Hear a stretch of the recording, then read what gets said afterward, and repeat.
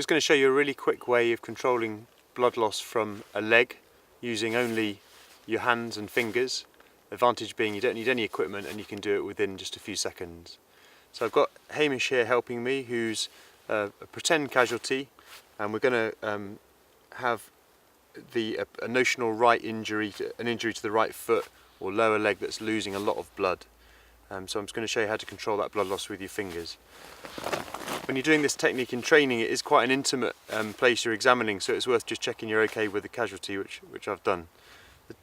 The places where you put your hands are really key, and so is your hand position. The hand position wants to be with your index fingers vertical and your thumbs pointing at each other, nice and square like that.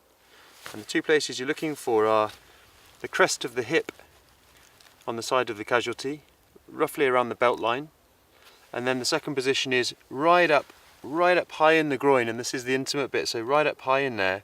If you're shy, you won't find the right place and the technique won't work. So again, my hands are in that position. Crest of the hip, right up in the groin.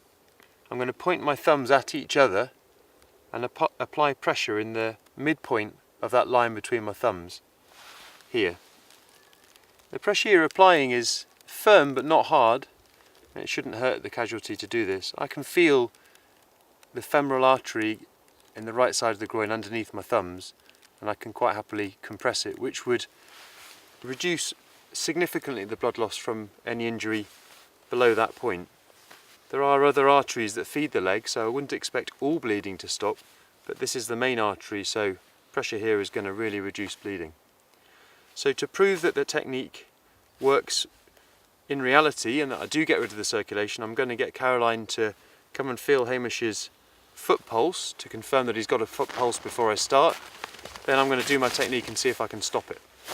So Caroline's going to find a foot pulse for us. So there's two foot pulses.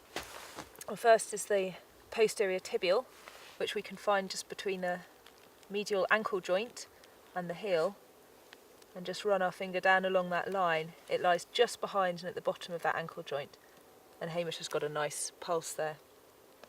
The second one is the dorsalis pedis, which runs along the top of the foot, and if we start between the big toe and the second toe and just run 3 fingers down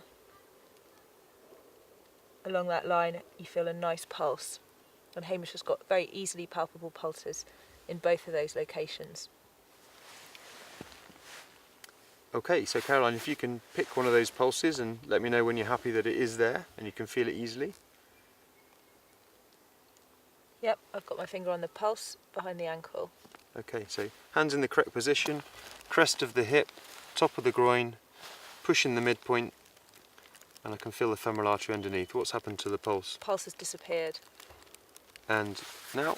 And it's back. So in conclusion, a really easy, quick and simple technique to make a big difference to blood loss in the lower limb.